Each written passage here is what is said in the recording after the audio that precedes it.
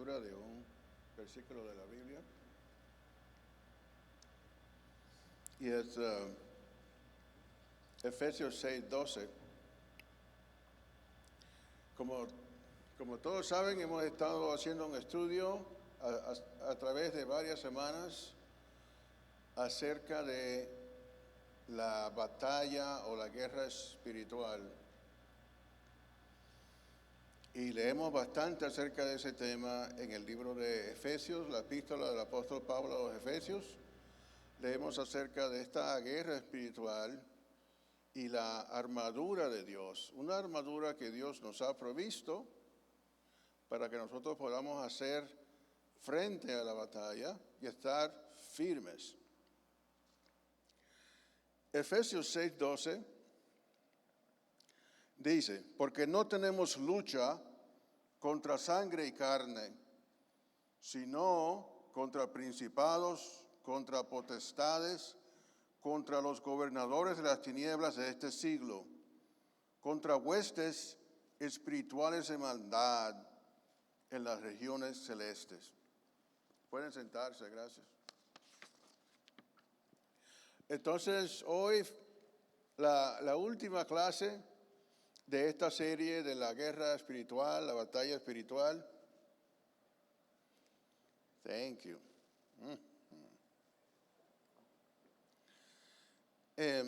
Voy a tratar de abordar dos temas.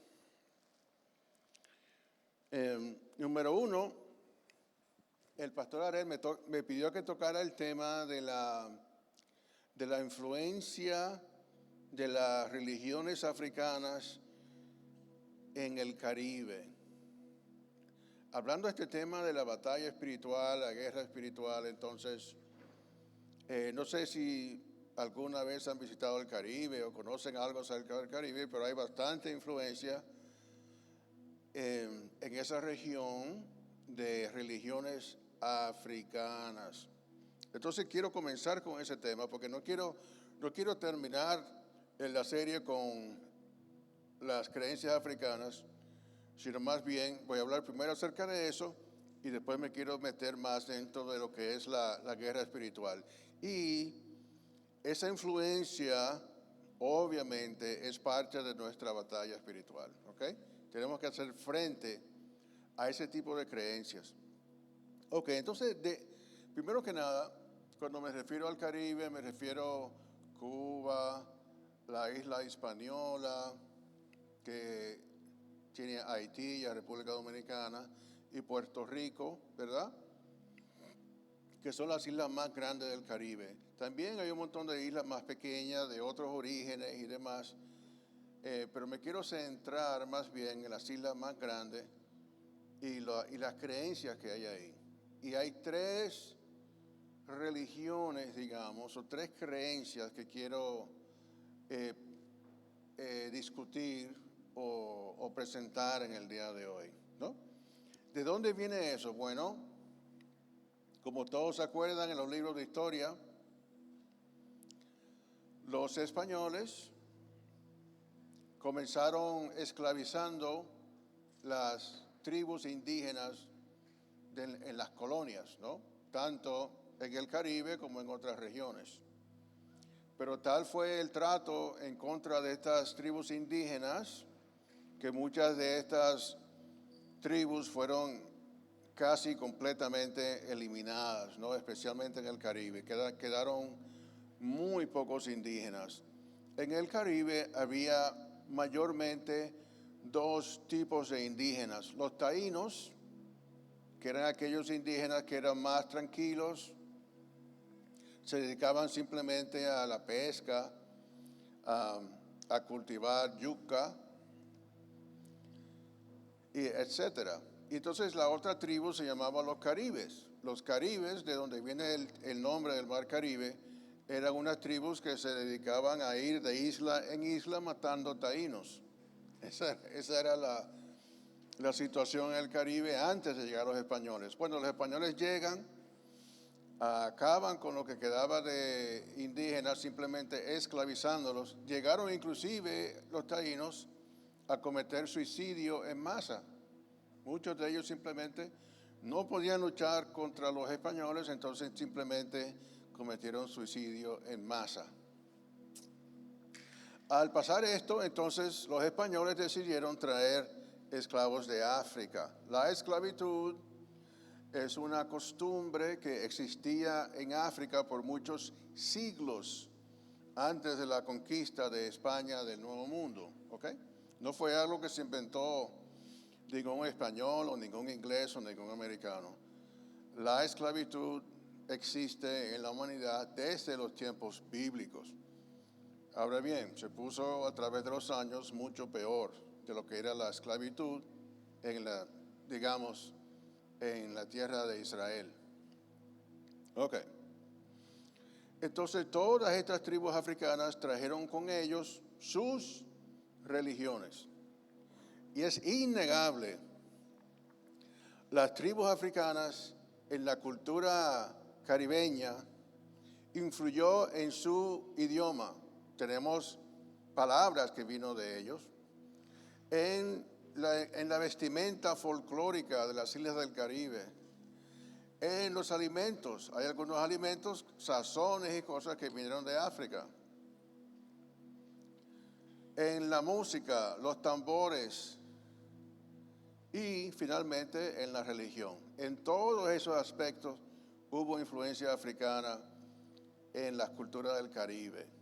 Pero de todo eso, lo que nos interesa más es cómo influyó la religión, o vamos a decir, las creencias africanas dentro de la cultura del Caribe y cuál fue el efecto.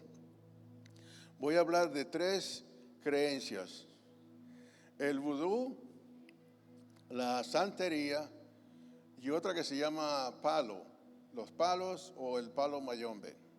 Son 3 creencias africanas en el Caribe. Brevemente, no quiero pasar demasiado tiempo en eso, pero sí hay una enseñanza muy clave en este asunto. ¿Alguien me puede decir qué quiere decir la palabra vudú? Esto yo no lo sabía hasta hace poco. La palabra vudú, ¿han escuchado esa palabra antes, vudú? ¿Sí? El vudú. La palabra vudú, interesantemente, quiere decir Dios o espíritu. Eso es lo que quiere decir esa palabra. Ellos tienen una creencia de que Dios, el creador de todas las cosas, abandonó su creación. Ellos creen en un Dios que abandonó la creación y dejó a un montón de espíritus a cargo de la creación. Pero esos espíritus son los que controlan y nos ayudan o nos hacen daño o lo que sea. Esa es básicamente la creencia del vudú. Entonces hay varios ritos y ceremonias que ellos practican para comunicarse con sus espíritus y tratar de hacer el bien o el mal. Inclusive, no sé si algunos han visto películas de zombies. ¿Zombies? ¿No? Dentro del cine, especialmente en Estados Unidos, se ha hecho sumamente popular las películas de zombies. Ha llegado un momento que ya el tema está bien gastado, pero en el cine se presenta al zombie como un muerto en vida que anda por ahí mordiendo a la demás gente, ¿no? Y así las demás personas se infectan. La palabra zombie viene del vudú haitiano. La palabra zombie viene del vudú. En la creencia de ellos, un chamán de esos, un brujo del vudú, tenía la capacidad de esclavizar tu alma. Y entonces el zombie en esa creencia tiene que hacer lo que el brujo diga. De ahí es que viene toda la idea del zombie. Entonces eso es un producto del...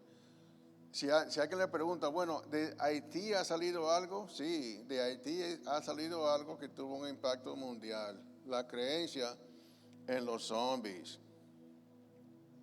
¿Qué más podemos decir? A estos espíritus, entonces, les llaman, hay 3 categorías en el vudú, le llaman loas, los Sagnes y los angelitos. Son las tres características de espíritus que ellos tienen. Por cierto, otra cosa que viene del vudú es que ellos a Dios le llaman Papá Dios. Y cuando hablamos de influencia de ese tipo de cosas dentro de la iglesia, yo no sé si en alguna ocasión yo me he referido al Señor como Papá Dios, pero quizás algún día por error lo he dicho. Pero si tiene por costumbre decir Papá Dios, sepa que esa expresión viene del vudú. Que quede claro. Entonces, la ceremonia en sí, de las tres creencias que voy a hablar, tienen algo en común. Muchos tambores, mucho ritmo. Ellos se reúnen y tienen canciones. Tienen personas con frenesí, movimientos, espasmos, paroxismos. Y en el lenguaje dominicano se dice que una persona se está montando. Traduciendo, cuando una persona se monta, lo que quieren decir es que un espíritu tomó posesión de ellos temporalmente. Eso es montarse. ¿Okay? Cuando eso sucede, una de las cosas que la persona hace es hablar en lenguas extrañas. Ok, entonces la ceremonia, la liturgia en el vudú incluye muchos tambores, muchos ritmos, canciones, la gente remeneándose, teniendo temblores y hablando en lenguas extrañas. Segundo, la santería. De modo que el vudú es más común en Haití y regándose hacia República Dominicana. La santería es más común en la isla de Cuba. Y las creencias son parecidas, pero la ceremonia es un poquito distinto. La santería se caracteriza porque los miembros de esta creencia les gusta vestirse de blanco y con un sombrero blanco. El sombrero parece como de esos sombreros que usan en una panadería, si los han visto. Pero esa es la vestimenta común. Una creencia parecida también tiene unos espíritus, pero el nombre es diferente. Ellos le llaman Orisha, le llaman a sus espíritus. Los del vudú le llaman loas, o angelitos, o sagnes. En la santería son Orisha. Y esos espíritus en la santería, ¿por qué se llama santería? Porque cuando estos esclavos llegaron a las colonias, los españoles les prohibían el culto a sus espíritus raros, ¿no? Entonces ellos fueron sagaces. Ellos dijeron, bueno, lo que vamos a hacer, porque ellos tenían sus ídolos que ellos querían adorar. Los habían traído desde su cultura para acá. Entonces ellos lo que hicieron fue que a cada uno de sus espíritus que ellos adoran, estudiaron a ver, bueno, este espíritu se parece a las características de Santo Tomás, por decir. En la religión romana, cada uno de los santos tiene un propósito, que yo no me los conozco ya. Pero, por ejemplo, si usted necesita un trabajo, tiene que orarle a San Fulano. No sé cuál es el del trabajo. Si quiere conseguir novio, tiene que orarle por decir, a San José. Si quiere que le vaya bien en un viaje, tiene que orarle a este otro santo. Así es la cosa. Entonces, los esclavos lo que hicieron fue estudiar cuáles eran las características de cada uno de los santos en la iglesia romana. Y entonces, este se parece a este otro. Y créame, yo pensé, traer algunos de los videos del internet y presentarlos aquí para que ustedes vean todos esos santos y el culto de ellos y eso. Pero me pareció, honestamente, estudiando ese tema, me pareció un insulto poner ese tipo de cosas dentro de la iglesia, como ensuciar a la iglesia. Por eso decidí no traer esos videos y tampoco quiero mencionar los nombres de los santos que ellos adoran. Porque creo firmemente que detrás de cada una de esa adoración hay un demonio, ¿ok? A los demonios les gusta la adoración. Ellos quieren ser adorados. Una de las tentaciones que Satanás le dijo a nuestro Señor fue: todo esto te daré si postrado me adorares. Y el Señor le contestó: apártate de mí, Satanás, al Señor tu Dios adorarás y a Él solo servirás. Entonces, por eso no quiero ni siquiera mencionar los nombres de estos personajes aquí dentro de la casa de Dios. Entonces, de ahí viene la santería. Entonces, ellos adoran a sus espíritus fingiendo adorar a un santo de la iglesia romana. ¿Comprenden? Esa es básicamente la santería. Y ellos están conscientes, están seguros de que los santos entonces tienen el poder de bendecirlos, de proveerles, de guiarles. ¿Okay? Ese es el tema de la santería. Y honestamente, el otro punto de esas dos religiones especialmente es que mucha gente, viendo los videos y toda la información en el internet, mucha gente asiste a esos cultos, ya tanto de vudú y de santería, y no creen mucho en eso, porque en esos cultos hay comunión, hay comida, hay música, hay baile, hay confraternidad. De modo que muchas de las personas que van no son realmente creyentes en ese tipo de cosas, en ese tipo de liturgia y demás. Y en eso yo creo que se parecen mucho a mucha gente que van a la iglesia. Hay mucha gente que van a la iglesia y no son parte de la iglesia. Les gusta la comida, socializar con las demás personas, pero no conocen a Cristo. Tengan eso en mente. O sea, examine. Yo creo que es importante que cada persona, y esto lo digo especialmente a alguien que me esté viendo por la cámara, examínese a ver si es verdad que está en Cristo. Un cristiano, déjeme darle un dato. Un cristiano tiene la capacidad de decir: yo tengo un testimonio. Mi vida antes de Cristo era así, tal fecha, conocí a Cristo y este fue el impacto de Cristo en mi vida. Eso es una característica de un cristiano. Hay un antes y un después. ¿De dónde saco yo eso? Bueno, el Señor le dijo a Nicodemo: es necesario nacer de nuevo.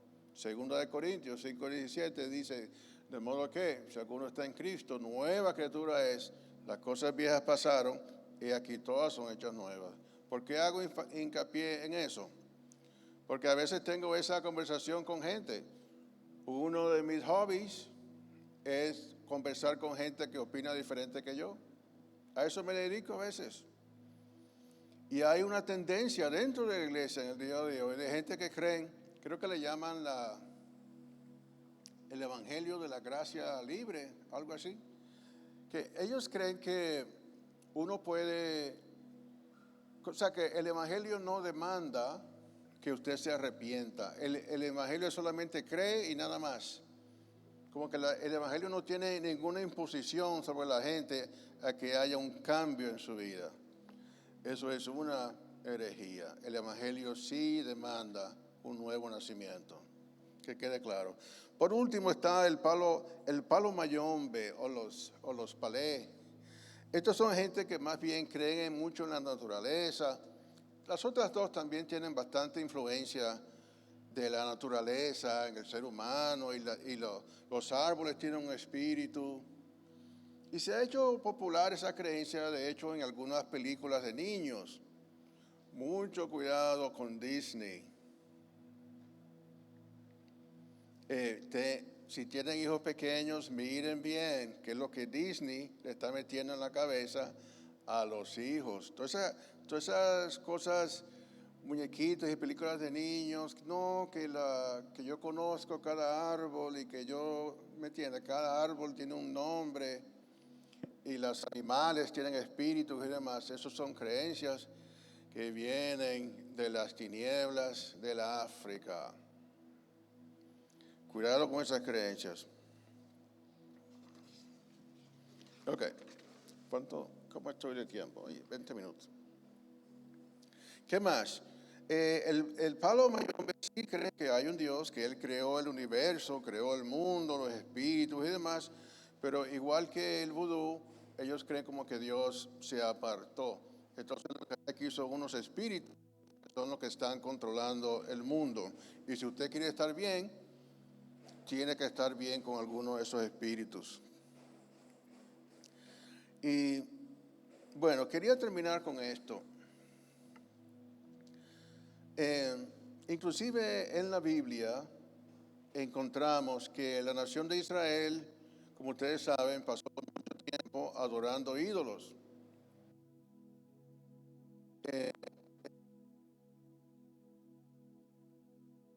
En su libro dice lo siguiente, Jeremías 7:18. Los hijos recogen la leña, los padres encienden el fuego, las mujeres amasan la masa para hacer tortas a la reina del cielo y para hacer ofrendas a dioses ajenos para provocarme a ira. De modo que en el Antiguo Testamento la nación de Israel tenía esta costumbre que se le pegó de las costumbres de la tierra, los países de Canaán, de adorar a una mujer, la reina del cielo, y a muchos baales, a muchos ídolos. Yo no sé si se le parece a alguien en el día de hoy. Adoraban a una mujer y a muchos baales. Estas religiones del África también tienen esa costumbre de adorar a muchos señores. Bastante. Y si quieren leer más acerca de ese tema, Jeremías capítulo 44, no lo voy a leer por causa de tiempo, pero hay varios pasajes que hablan acerca de la adoración a la reina del cielo. ¿A qué voy con esto? Que algunos de estos cultos son muy antiguos en el mundo, no solamente en África, también en Canaán, en varias partes del mundo. Ese deseo de adorar a una mujer y a varios baales se parece mucho a la santería y otras culturas antiguas. Entonces es importante que veamos también, porque he tenido, por una razón u otra, he visitado muchas iglesias y algunas de ellas han sido iglesias muy extrañas. Porque cuando estoy de viaje, me gusta por lo menos hacer el esfuerzo de ir a alguna iglesia, ¿no? En cierta ocasión, me había mudado a Maryland, estaba recién llegado, allá en el norte, y no tenía vehículo. Y la iglesia más cercana que había, no voy a decir el nombre, fui a pie. Era la única iglesia que encontré que yo podía ir a pie. Y fue un culto bastante extraño. Entonces me parece interesante y de hecho en Colombia visité una iglesia también muy extraña en una ciudad que se llama Santa Marta. Y me pareció interesante que algunas de las cosas que vemos en algunas iglesias es el mismo tipo de culto que vemos en el vudú y en la santería. Por eso les exhorto a que tengan mucho cuidado al visitar cualquier iglesia. Yo en algunas ocasiones las he visitado, iglesias así por error, o otras veces porque simplemente, bueno, por ejemplo, estuve 40 días, creo que fue, en la isla de Cuba, en la base de Guantánamo. No que estaba preso en Guantánamo, sino que estaba trabajando. Y bueno, y había una iglesia de mormones y había una iglesia de jamaiquinos. Y eran pentecostales. Y esta iglesia no era muy extraña, por cierto, era bastante tranquila, relativamente hablando. Y estuve yendo a la iglesia de jamaiquinos. Entonces los dejo con ese pensamiento en cuanto a ese tema de la influencia africana en el Caribe. Perdón, no entendí. Estoy tapando la antena, perdón. Bueno, los dejo con esa preocupación de asegurarnos que nuestra iglesia, por lo menos, yo no he visto eso, pero si visita otra iglesia, preste mucha atención, especialmente alguna iglesia que viene del Caribe, de República Dominicana, que es la tierra de mis padres, por cierto, o de Cuba, de Puerto Rico. Existen este tipo de influencia dentro de la iglesia. Ok. Entonces, regresando al tema de al tema de la serie, ¿verdad? Que es la batalla espiritual, la guerra espiritual. Y este versículo en particular habla acerca de las tinieblas.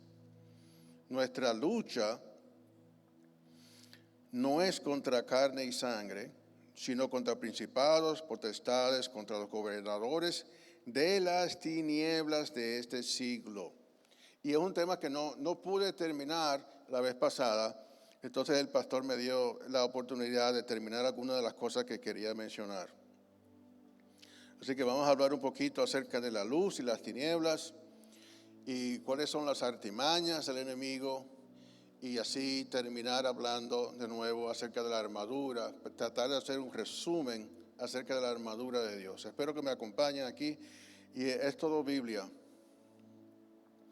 Si hay una cosa que yo pudiera transmitir o compartir, si hay alguna enseñanza, es que tenemos que tener un amor a la palabra de Dios. Tenemos que basar lo que creemos en la palabra de Dios. Un respeto a la autoridad de la palabra de Dios sobre nuestras vidas. Así que si voy a enseñar, es mi deseo de enseñar solamente aquello que dice la Biblia. Y si doy alguna opinión, digo, esto es una opinión, no está en la Biblia, ¿no? Ese es mi deseo, por lo menos. ¿Qué son las tinieblas? Está muy oscuro allá afuera. ¿Las tinieblas existen? ¿Es la tiniebla algo que Dios creó? ¿Qué dice el Génesis? En el principio creó Dios los cielos y la tierra. Y la tierra estaba desordenada y vacía.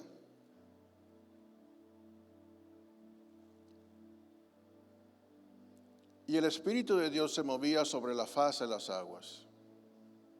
Y dijo Dios, sea la luz. Y fue la luz. Y separó Dios la luz de las tinieblas.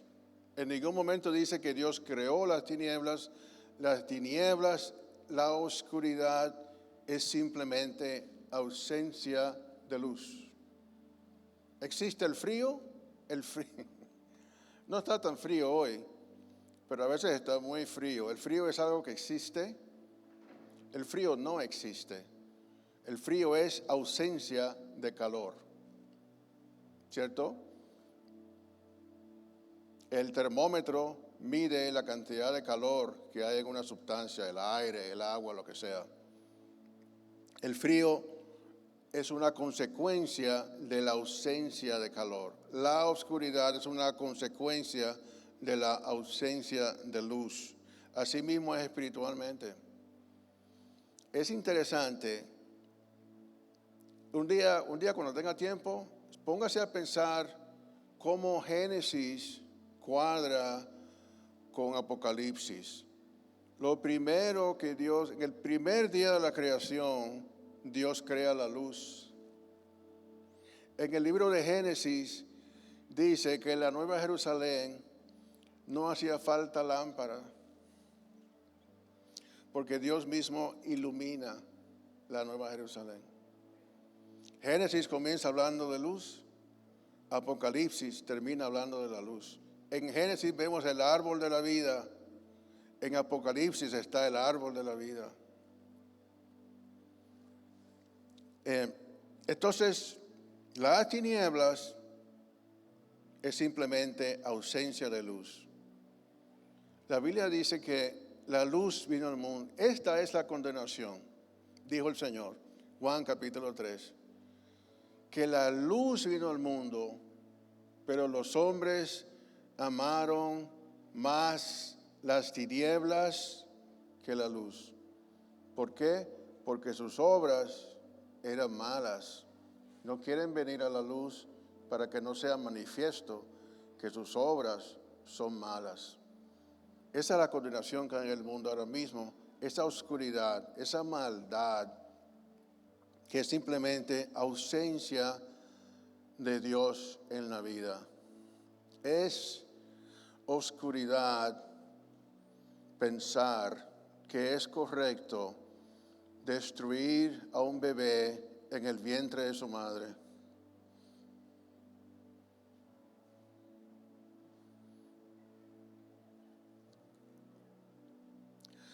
Es oscuridad decir que es un método de salud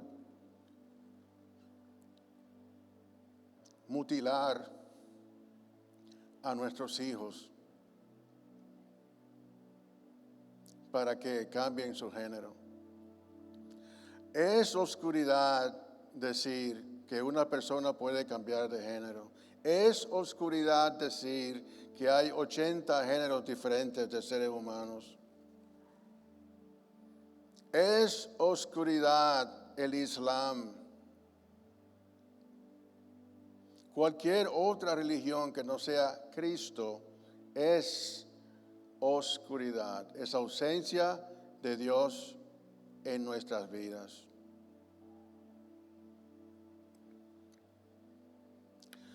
La luz espiritual la encontramos en la palabra de Dios.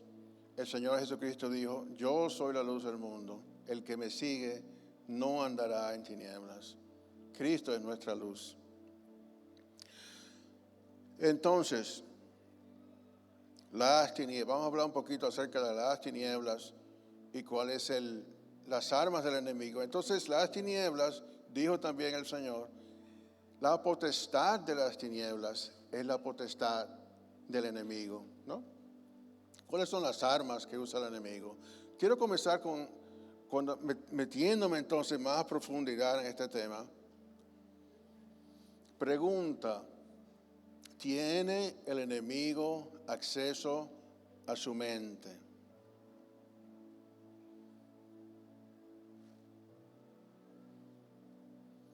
Y no es, obviamente no voy a hablar acerca de mi opinión, quiero hablar acerca de qué dice la Biblia. ¿Tiene el enemigo acceso a su mente? Ok, entonces voy a dividir esa pregunta en dos preguntas vamos a hacer. Uno, ¿puede el enemigo leer tu mente? Pregunta número 1. Y número 2, ¿puede el enemigo meter cosas en tu mente? ¿Sí? Si vemos la mente como si fuera una computadora, es la diferencia entre leer lo que está escrito dentro de tu computadora o mandarte un email. ¿Cierto? Son dos cosas muy diferentes. Para meterse dentro de la computadora de alguien hay que saber la clave y tener acceso a lo que hay ahí. Y otra cosa muy diferente es mandar un email. Un email obviamente puede tener un link y puede tener un virus y destruir tu computadora, robar tu identidad y una serie de cosas, ¿no? Entonces, si vemos la mente de esa manera, hago dos preguntas. ¿Puede el enemigo leer tu mente? Y ¿puede el enemigo enviar cosas a tu mente? Entonces vamos a ver qué dice la palabra de Dios. Primer punto es, leer la mente es un atributo de Dios. Leer tu mente es un atributo de Dios. Y tengo 8 versículos de eso. Primero que nada, el Salmo 139 es un salmo muy conocido, ¿no? Toda la Biblia es hermosa, pero el Salmo 139 es hermoso. Dice, oh Señor, tú me has examinado y conocido, tú conoces cuando me siento y cuando me levanto. Desde lejos entiendes mi pensamiento, mi caminar y mi acostar, me has considerado, todos mis caminos te son conocidos.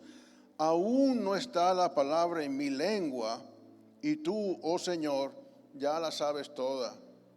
Dios conoce los pensamientos.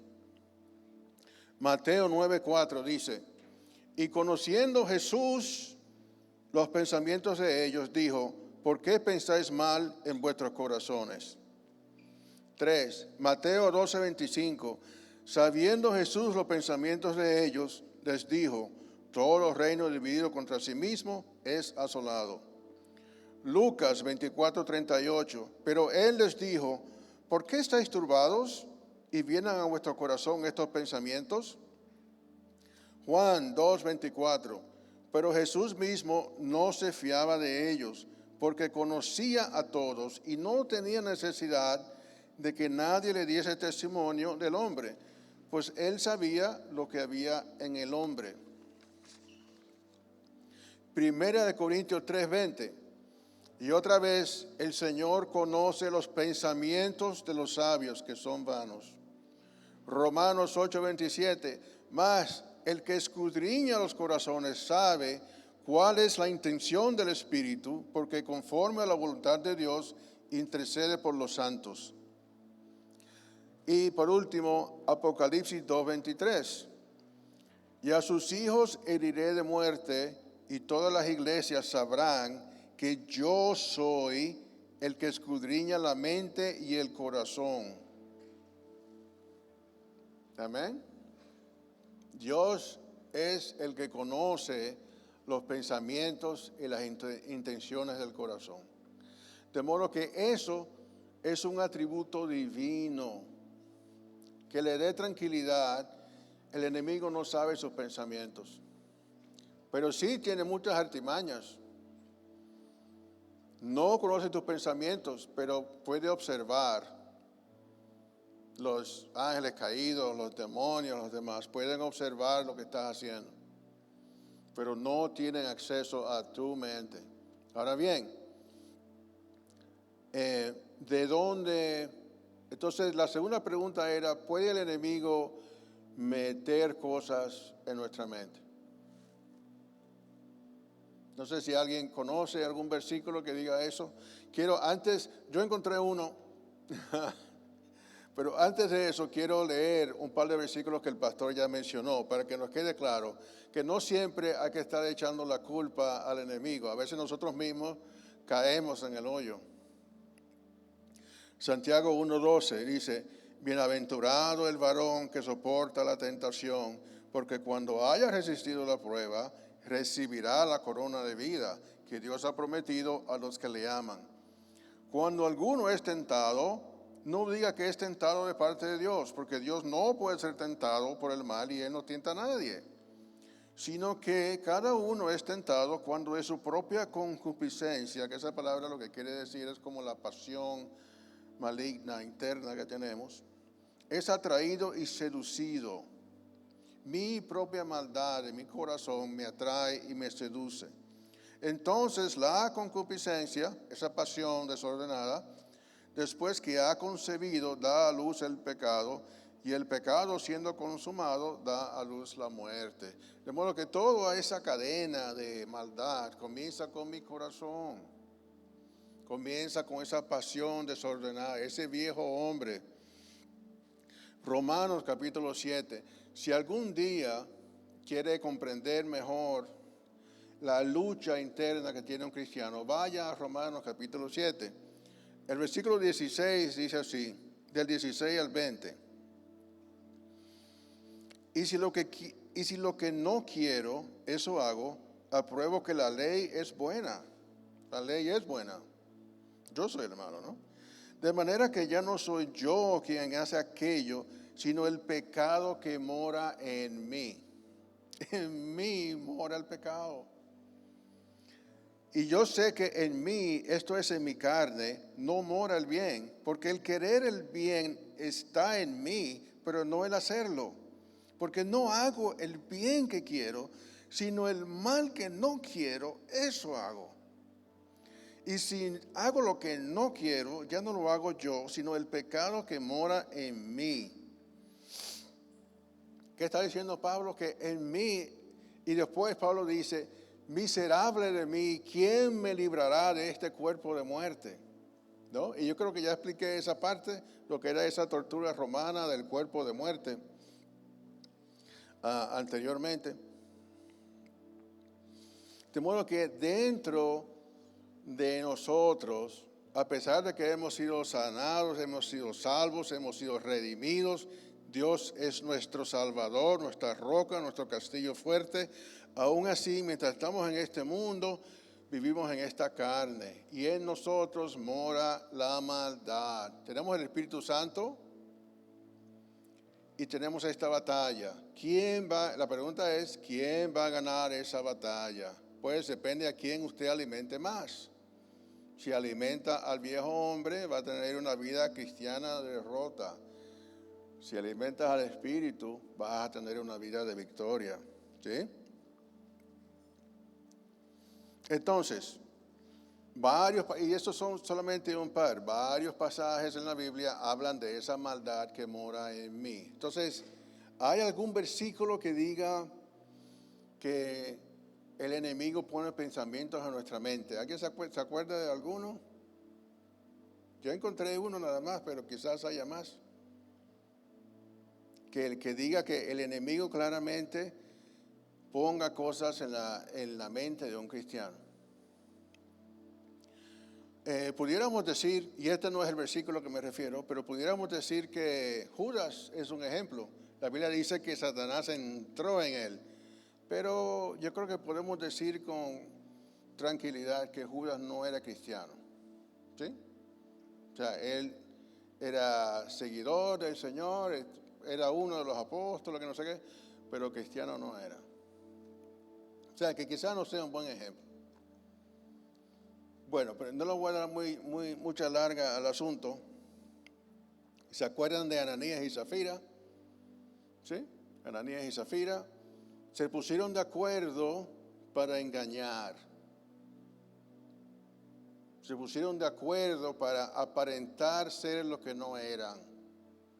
Tenían una casa, las otras personas estaban vendiendo sus posesiones y trayendo todo el monto delante de los pies de los apóstoles. Ellos dijeron, nosotros también queremos tener esa fama y esa alabanza y ese prestigio dentro de la iglesia, ¿no? Eso fue lo que tenían en su corazón. Y Pedro, a Ananías, delante de la iglesia, le dice las siguientes palabras. Hechos, capítulo 5, versículo 3.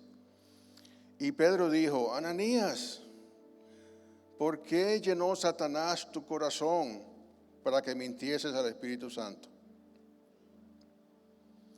De modo que Ananías dice aquí Pedro, y podríamos decir, bueno, pero Pedro ya siendo lleno del Espíritu Santo, ya siendo apóstol, ya habiendo recibido poder, dice estas palabras a Ananías.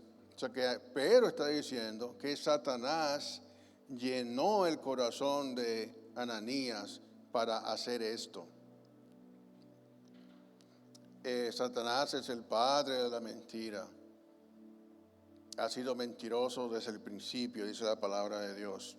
De modo que, conclusión, el enemigo no puede leer mi mente, no puede leer mis pensamientos. Eso es un atributo de Dios. Pero sí puede haber muchos métodos para poner cosas en la mente de nosotros. Y por eso hay que tener cuidado con todo lo que vemos. El Señor también dijo que el ojo es la luz del cuerpo. La luz entra por los ojos. Entonces dice el Señor, si nuestros ojos son tinieblas, cuán grandes son las tinieblas, ¿sí? Entonces es muy fácil para el enemigo poner letreros en la calle que sean indecentes, anuncios en la televisión que sean indecentes. Qué difícil es ver un programa en la televisión sin que aparezca un anuncio mostrando algún tipo de perversidad. ¿Han notado eso? Qué difícil, un anuncio de televisión. A veces están vendiendo un jabón o algo y tiene que haber una perversidad en el anuncio comercial en la televisión. Las redes sociales son muy usadas por el enemigo para meter cosas en nuestra cabeza. Colegas, compañeros de trabajo, amistades, familiares, lo digo con pesar. A veces tengo que pensar 2 veces antes de hablar con algún pariente porque conozco la perversidad que hay en su corazón, pero tengo que hablarles, son parientes. No sé si será mi familia solamente o quizá le pasa a ustedes también con algunos de sus familiares, ¿no? Entonces el enemigo sí puede buscar la manera de meter cosas en su mente de diferentes maneras. Otras personas, otros anuncios, las redes sociales, la televisión, el cine, muchos métodos, el radio, muchos métodos diferentes para que el enemigo ponga cosas en la mente nuestra. Ok, entonces, pregunta, all right, llegamos a esa conclusión. ¿Qué tipo de cosas puede poner el enemigo en nuestra mente? Número 1, el enemigo nos recuerda nuestros pecados pasados. El enemigo nos recuerda, le gusta recordarnos nuestros pecados pasados. Y quería leerle este salmo en ese tema que me ha sido de bendición a mí. El Salmo 103, versículo 12, dice, cuánto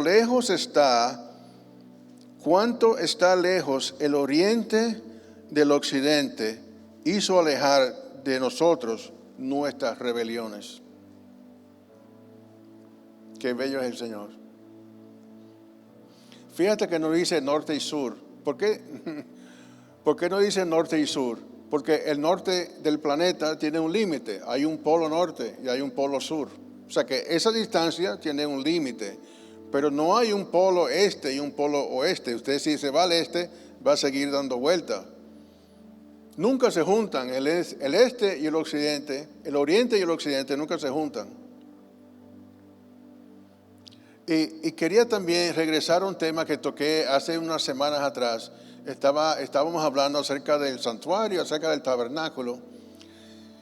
Y hice el comentario de que la puerta del tabernáculo estaba siempre mirando en qué dirección. ¿Alguien se acuerda? ¿En qué dirección estaba la puerta del tabernáculo mirando? Hacia el este.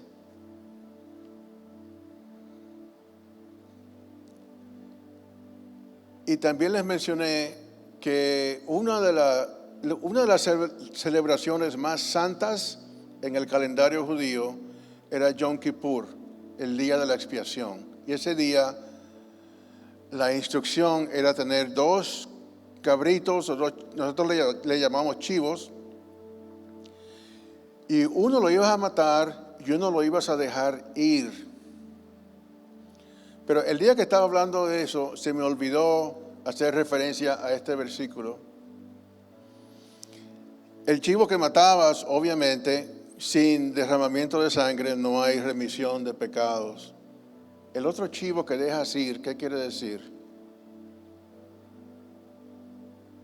Las instrucciones dicen, son las instrucciones en el libro de Levítico, que el sacerdote tenía que buscar un hombre. Después que el sacerdote le imponía las manos, un hombre conducía ese chivo hacia la puerta.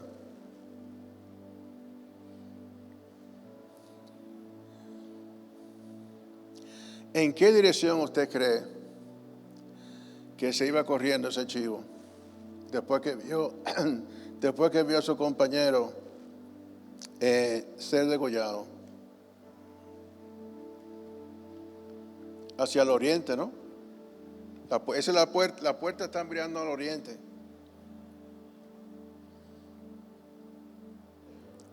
¿Cuánto está lejos el oriente del occidente? Hizo alejar de nosotros nuestras rebeliones. Entonces, ¿se entendió?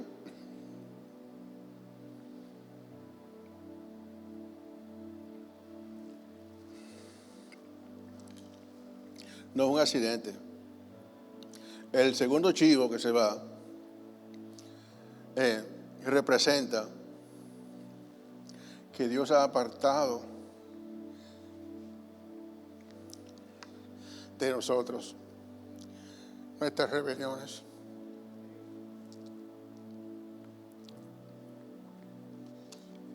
También dice Hebreos 8, versículo 11, dice lo siguiente, citando a Jeremías, porque seré propicio a sus injusticias y nunca más me acordaré de sus pecados y de sus iniquidades. Cuando le vengan cuando venga el enemigo a recordarle sus pecados pasados, simplemente acuérdese de ese chivo expiatorio, acuérdese de ese chivo que se va corriendo hacia el oriente. Eso representa cuánto Dios ha separado a nosotros de nuestras rebeliones. Y dice nuestro Señor, nunca más me acordaré de sus pecados y de sus iniquidades. También el enemigo puede poner en su mente algún pensamiento pecaminoso, inclusive dentro, quizás está usted orando, quizás está usted en medio de la adoración. No sé si le ha pasado, quizás solamente a mí pasa, y viene a mi mente un pensamiento que no pertenece dentro de la iglesia. Y uno puede, como dijo, creo que alguien lo mencionó aquí recientemente, usted no puede evitar que un ave pase por encima de su cabeza. Pero claro que va a pasar, porque usted sí puede evitar que haga un nido encima de su cabeza, ¿no? Eso sí podemos hacer. La otra cosa que mete el enemigo en nuestra mente es la mundanalidad, el amor al mundo, el tratar de ser igual que él. ¿Por qué yo no puedo hacer lo que ellos hacen? Vestirme como el mundo se viste, escuchar la música que el mundo escucha. Y con nada de eso quiero ser legalista. Pero una de las tácticas del enemigo es que no haya ninguna diferencia entre el cristiano y el mundano.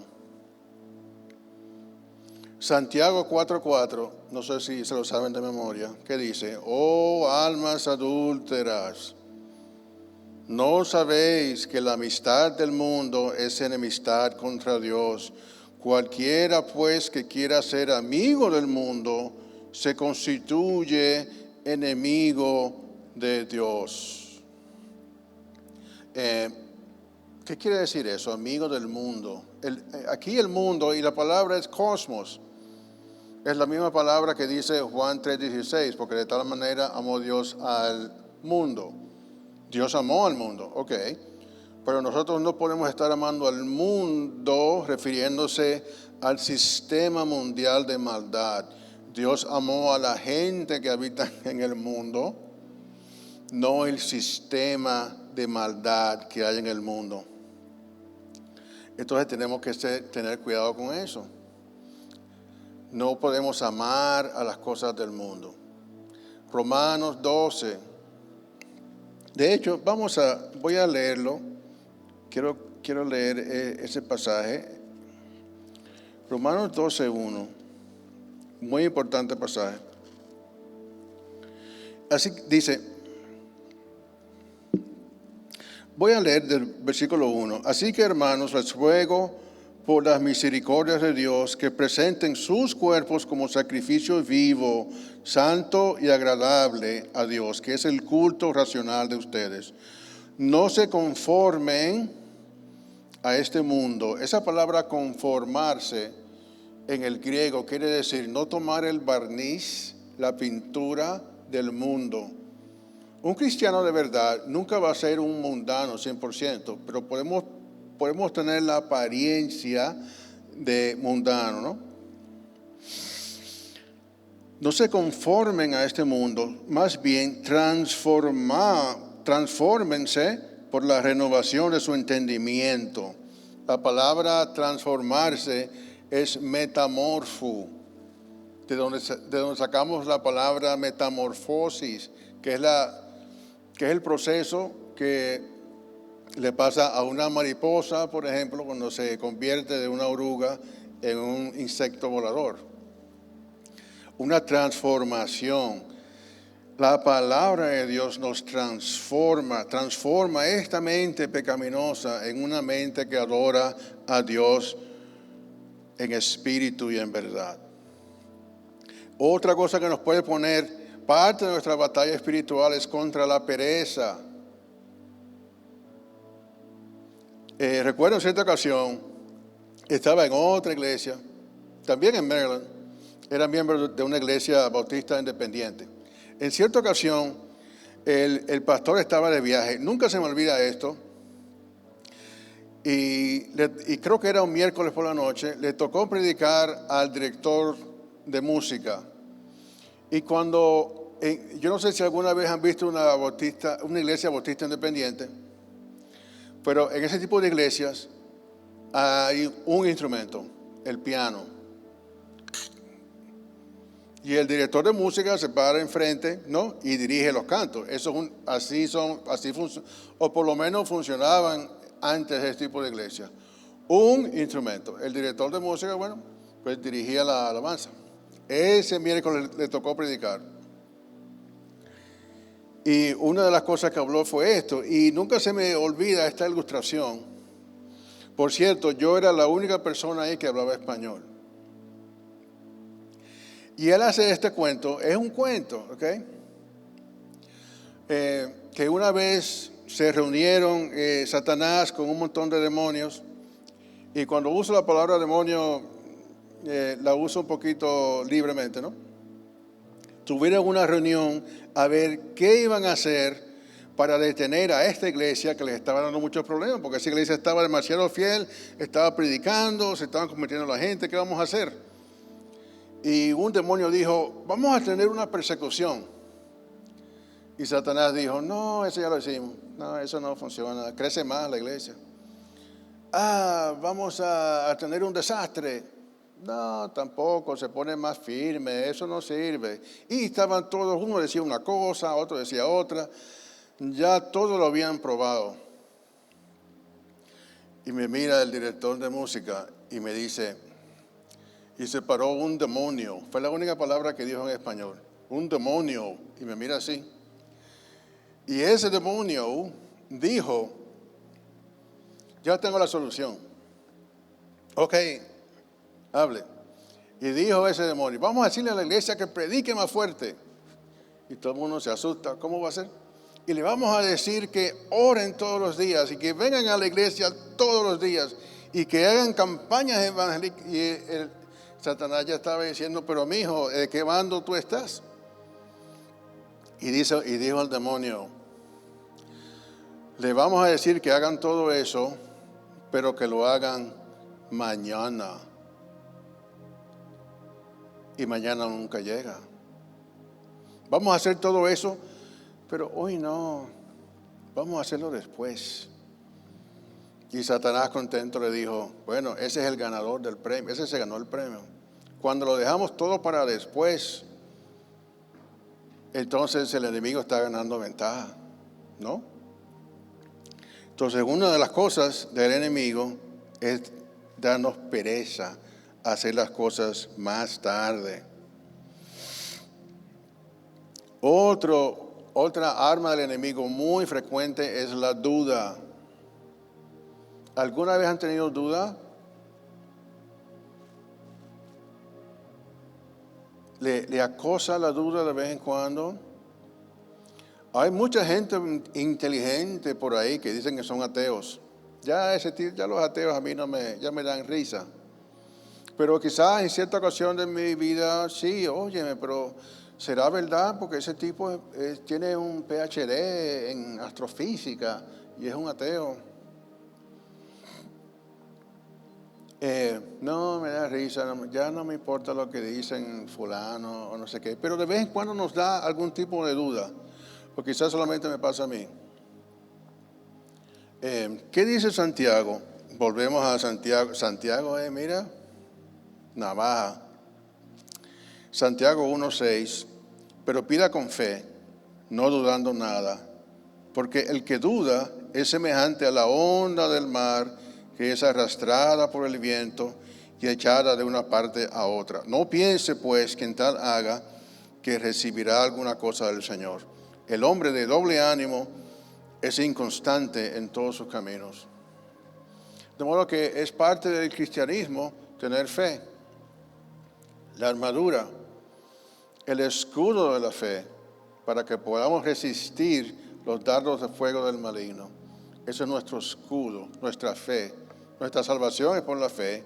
La fe tiene que ser la parte más fuerte de su vida cristiana. ¿Y qué es la fe? ¿Habrá quizás una definición en la Biblia acerca de la palabra fe? ¿Alguna definición? Hebreos 11:1, es pues la fe, la certeza de lo que se espera, la convicción de lo que no se ve. Esa convicción, esa certeza, yo creo en el Señor, yo creo en su palabra. Todo el resto son mentiras.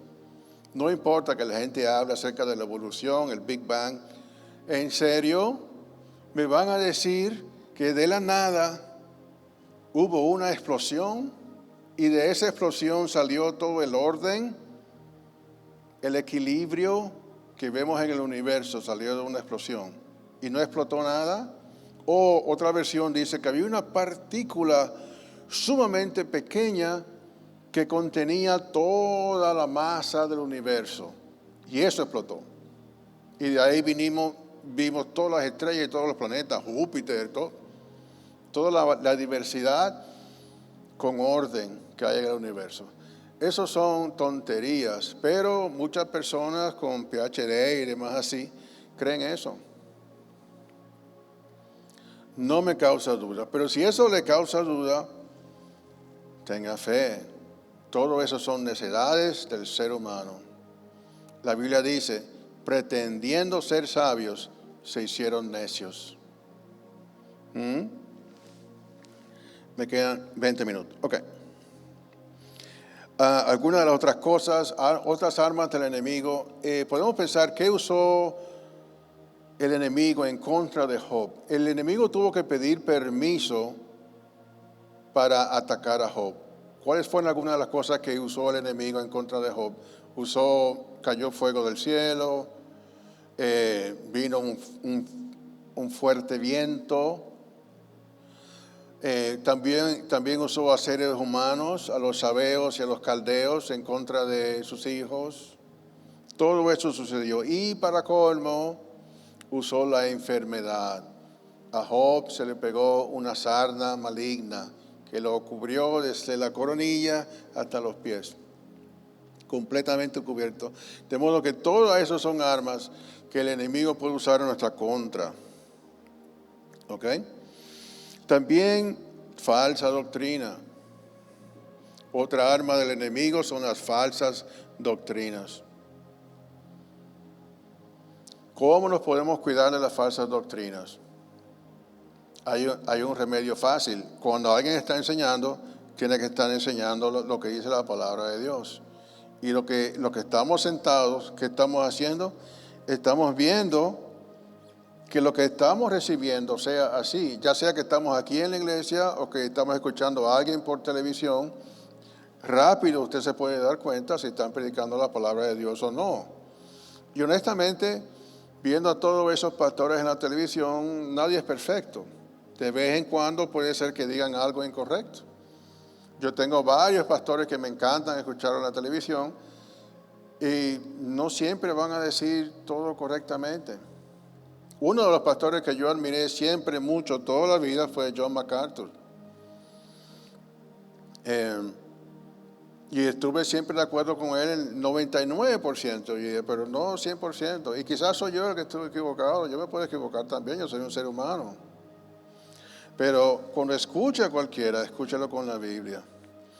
Y si no está seguro cuál es un buen pastor o cuál no, cuál es un buen predicador, aquí tenemos 4 pastores, le puede preguntar a ellos si les recomiendan tal pastor o no, de los que predican por televisión o por YouTube, las redes sociales, etc. ¿Sí? Y acuérdese de los judíos en Berea. No era que había una iglesia en Berea en ese momento, pero Pablo estaba predicando en la sinagoga en un pueblo que se llama Berea. Después de haber sido perseguido, lo echaron básicamente de Tesalónica, tuvo que irse corriendo. Y fue a Berea, y la Biblia dice que los judíos de Berea eran más nobles que los de Tesalónica. ¿Por qué? Porque ellos escudriñaban la Biblia, comparaban lo que Pablo estaba diciendo con lo que decía la Biblia, a ver si era verdad. O sea que tenemos que ser hermanos como esos judíos de Berea, que estamos siempre escudriñando la Biblia. La predicación funciona de esa manera. Hay una persona hablando y el resto están mirando su Biblia, ¿verdad? Viendo que lo que estamos diciendo está ahí. Y si yo me equivoco, por favor, dígame en qué me equivoqué. Pero tenemos que tener ese amor por la palabra de Dios. Que la palabra de Dios sea la autoridad en nuestra vida. Si la palabra dice esto es por ahí, ¿sí? No buscando excusas para tratar de evitar obedecer a la palabra de Dios. Ese era uno de los problemas de los fariseos, por cierto. Que ellos con sus propias tradiciones, ellos invalidaban lo que dice la palabra de Dios. Ok. Divisiones. Un arma favorita del enemigo y muy efectiva. Lo he visto en carne propia en algunas iglesias que estuve antes, donde hubieron divisiones, hubieron enemistades. Hubo gente que en cierta ocasión se pusieron muy enojados con un pastor y causaron divisiones. Yo pienso que si usted no le gusta la enseñanza del pastor de la iglesia donde está, usted tiene 2 opciones. Usted o dialoga con los ancianos de la iglesia para ver si le pueden explicar mejor lo que está pasando, o usted se va y busca otra iglesia. No es correcto que un hermano por ninguna circunstancia esté causando divisiones dentro de una iglesia. Usted habla con los ancianos y llegan a un entendimiento o se va. Hay miles de iglesias en este país. ¿Por qué ponerse a dividir una iglesia? Y si está dentro de una iglesia, entonces busque la unidad. Primera de Corintios 1:10, os ruego pues hermanos por el nombre de nuestro Señor Jesucristo que habléis todos una misma cosa y que no haya entre vosotros divisiones, sino que estéis perfectamente unidos en una misma mente y un mismo parecer, para que evitemos esa arma del enemigo. Entonces, termino con un par de palabritas aquí en cuanto a las armas del enemigo. Volviendo a la epístola a los Efesios, capítulo 6, y vamos a terminar con ese pasaje. Regresando a Efesios 6. Tremenda la epístola a los Efesios, tremendo pasaje acerca de la guerra espiritual. 6:11. 6:11 dice, vístanse de toda la armadura de Dios para que puedan hacer frente a las intrigas del diablo. De modo que, repito, una visión balanceada de esta batalla espiritual es que gran parte de esa batalla está simplemente dentro de mi mente. No es necesariamente el enemigo acosándome, pero también hay armas que el enemigo ha desplegado a nivel nacional, a nivel global, en contra de nosotros. Entonces, esa palabrita, las intrigas del diablo, aquí usa la palabra método, y es o más bien metodeias. que es una palabra que estaba estudiando, que no es una palabra muy común en el lenguaje secular, cuando Pablo usa esta palabrita. Es como si Pablo casi la hubiera inventado, metodías. Se refiere a artificios estudiados. Quiere decir que el enemigo nos estudia. Es un método organizado para la maldad. Es un plan llevado a cabo para hacer el mal. O también se puede traducir artes sagaces, metodías.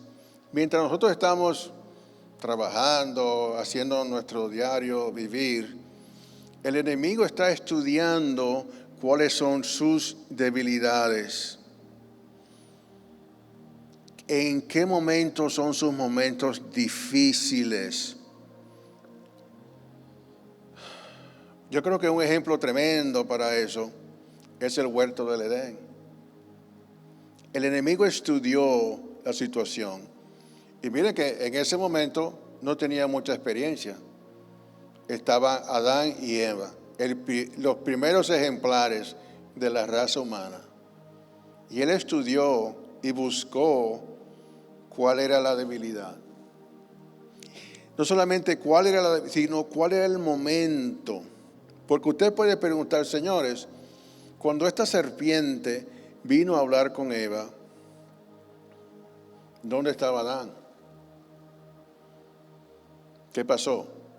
Pero que quede claro que el enemigo estudió el momento oportuno para venir con esto. Y Eva no estaba presente cuando fue dado el mandamiento. Y comenzó poniéndole en Eva la duda, con que Dios os ha dicho, de ninguno de los árboles del huerto podéis comer. Satanás sabía exactamente cuál era el mandamiento, pero él quería preguntar, él quería medir qué tanto conocimiento tenía Eva. Entonces buscó el momento oportuno y se dio cuenta que para entrarle a Adán era más fácil ir por medio de Eva, con que Dios os ha dicho. Y Eva, como lo mencioné anteriormente, no sabía el mandamiento exactamente. Cuando Eva repite el mandamiento, lo repite diferente de como Dios se lo había dicho a Adán. De todos los árboles del huerto podemos comer, pero del árbol que está en el medio, ahí se dio cuenta. Ella ni siquiera sabe cómo se llama el árbol. Se llama el árbol del conocimiento del bien y el mal. Y dijo Eva, ese ni lo tocaréis. De modo que Eva le añadió al mandamiento y Satanás se dio cuenta, esta es la mía. No estudió y no conocía bien la palabra de Dios. Aquí está la debilidad, por ahí me voy. Y le dijo, no morirás. Los métodos, la metodía de Satanás. Dios estudia a su enemigo y va a buscar la mejor manera de hacerte caer. Hizo caer a Eva, no sin tener él experiencia. Ahora imagínate cómo es teniendo más de 6,000 años de experiencia bregando con el ser humano. Será más fácil para él ahora, claro. Y para mí es triste.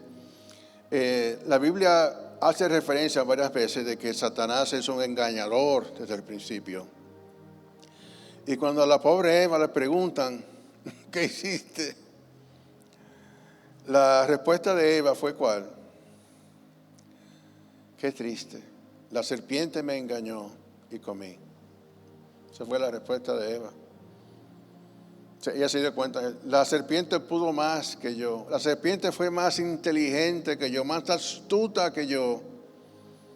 Me engañó y comí. Muy triste. Entonces hay otra palabrita que quiero tal vez terminar con esto y después ir a repasar la armadura del cristiano. Está en 2 de Corintios 2:11.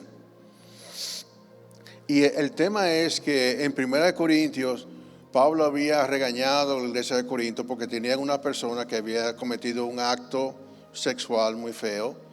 Y en 2 Corintios, Pablo le está alabando que la iglesia tomó acción, se arrepintieron. Inclusive el hombre que había cometido ese acto se arrepintió también. Y Pablo dice que yo también lo perdono, ¿verdad? Si en algo tengo que perdonar, yo también lo perdono, dice Pablo. Y termina diciendo, para que Satanás no... O sea, le está diciendo a la iglesia, perdónenlo, ámenlo, recíbanlo de nuevo, porque él se ha arrepentido, ¿no? ¿Para qué? Para que Satanás no gane ventaja alguna sobre nosotros, pues no ignoramos sus maquinaciones. O sea que tenemos los métodos de Satanás y tenemos sus maquinaciones. Y en esto se refiere se puede traducir sus astucias conocedoras. O sea que él conoce cómo hacer las cosas. Por un lado, los métodos, ¿verdad? Quiere decir que son artificios estudiados. Él nos estudia. Y entonces encima de eso tiene astucias conocedoras, sus maquinaciones. En resumen, el enemigo nos estudia y tiene métodos, planes, astucias, artes para hacernos caer. Ese es el tipo de enemigos que tenemos, ¿cierto? Pero terminamos entonces volviendo a lo que es la armadura del cristiano. Para cerrar pensando en todas las bendiciones que Dios nos ha provisto y que la batalla final, Cristo es vencedor. Esta es la armadura del cristiano. Por esta causa, tomen toda la armadura de Dios para que puedan resistir en el día malo y después de haber logrado todo, quedar firmes. Permanezcan pues firmes, ceñidos con el cinturón de la verdad,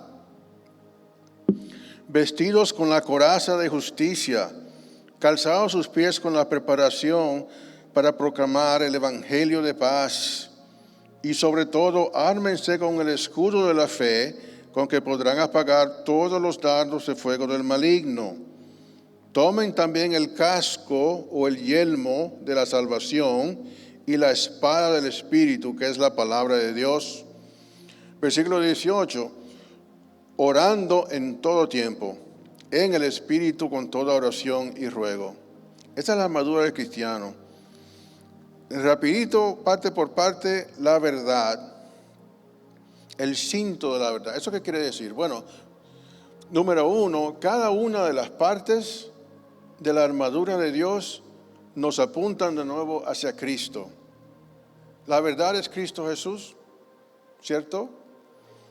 Entonces, el cinto de la verdad también se puede, podemos apuntar hacia Cristo y también podemos decir una acción que tenemos que tomar. Hable siempre la verdad. El cristianismo se conoce por la verdad. El Señor dijo, yo soy el camino, la verdad y la vida. Nadie viene al Padre sino por mí. La verdad. No haya mentira en su boca. La Biblia dice que todos los mentirosos tendrán su parte en el lago que arde con fuego y azufre. El Señor nos perdona, obviamente, cuando nos arrepentimos, pero que el cinto rodea el cuerpo, ¿no? Que usted rodéese siempre con la verdad. Otra manera de pensar en eso es que la palabra de Dios es verdad. Siempre sepa cuál es la doctrina sana y la doctrina errada. Es su responsabilidad. Y si usted es padre de familia, usted es responsable de que en su casa se enseñe la verdad, la sana doctrina. Justicia, la coraza de justicia. Podemos pensar, bueno, Cristo es nuestra justicia. Él me ha dado su justicia, ¿verdad? Eso también debe a mí darme confianza y alegría en esta batalla de que la justicia de Dios me ha sido dada.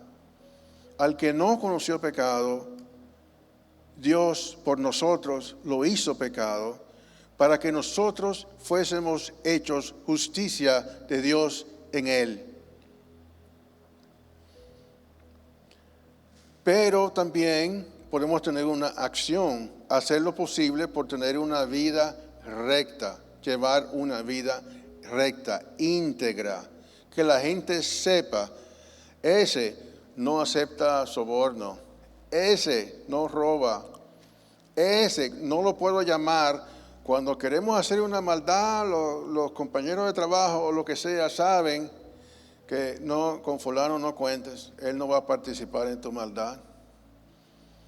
Él no anda en el mismo camino que nosotros andamos. Rectitud, integridad. La palabra justicia en la Biblia frecuentemente lo que quiere decir es rectitud. El Evangelio, calzados los pies con el Evangelio de la paz. ¿Qué quiere decir? Siempre, de nuevo, apuntando a Cristo, el Evangelio es todo acerca de Cristo, lo que hizo Cristo en la cruz del Calvario. Y una acción, tenemos que estar siempre listos para compartir el Evangelio en cualquier momento. En cualquier momento usted debe tener 3, 4, 5, 6 versículos que le pueda decir a una persona para compartir el Evangelio. De nuevo, sus palabras no van a convertir jamás a nadie. ¿Usted sabía eso? Sus argumentos humanos jamás van a llevar a alguien a salvación. La palabra de Dios es la que tiene poder para que se salve un alma. De modo que debemos tener varios versículos listos para compartir con alguien, para que conozcan el Evangelio y sean salvos. El escudo de la fe. ¿Fe en quién? Fe en nuestro Señor. El escudo de la fe, la certeza de lo que se espera, la convicción de lo que no se ve. Yo sé que Dios va a estar conmigo. ¿Sí? Confianza en el Señor. El yelmo de la salvación, la seguridad de la salvación. Yo sé que mi Redentor vive, como dice Job, y aún después deshecha esta mi piel, con mis ojos yo he de ver a mi Redentor. La espada del Espíritu, que es la palabra de Dios, hay que conocer y saber usar correctamente la palabra de Dios. Hay muchas maneras de usar incorrectamente la palabra de Dios. Si usted no la sabe usar, estudie. Finalmente, oración en todo tiempo. Oración, dice Pablo. Pablo, apóstol, Pablo, ¿me entiende? Uno de los líderes de la fe, fundador de tantas iglesias, autor de tantos libros de la Biblia, dice, oren por mí, oren por mí. Esa es la armadura del cristiano, la armadura de Dios. Y termino con este pensamiento, ya lo último que voy a decir, prometo. Un pasaje que me impresiona mucho es cuando Moisés está con el pueblo de Israel enfrente al Mar Rojo, ¿no? De nuevo, se sabe la escena, ¿no? Mar Rojo, montañas, ejército de Faraón. Alguien presente ahí le dice a Moisés, ¿es que no había tumbas en Egipto que nos has traído a morirnos en este desierto? O sea, el pastor creo que mencionó hace poco que no le gusta mucho el sarcasmo. Eso es sarcasmo. ¿No había tumbas en Egipto que nos ha traído a morir aquí? Moisés lo calma y le dicen, estén quietos y verán la salvación de Dios. Y el siguiente versículo dice, Dios diciéndole a Moisés, ¿por qué clamas a mí? Dile al pueblo de Israel que marche. La palabra marche es un comando militar. Y yo creo que Dios no se lo dijo con ese tono que yo acabo de decir, ni se lo dijo en puertorriqueño. ¿Por qué clamas a mí? Dile que marchen. Tampoco se lo dijo en tono cubano. Oye, chico, dile a esa gente que marche. Tampoco le dijo, ándale, ándale. No, para mí, el Señor Dios Todopoderoso dijo a Moisés, ¿por qué clamas a mí? Dile a los hijos de Israel que marchen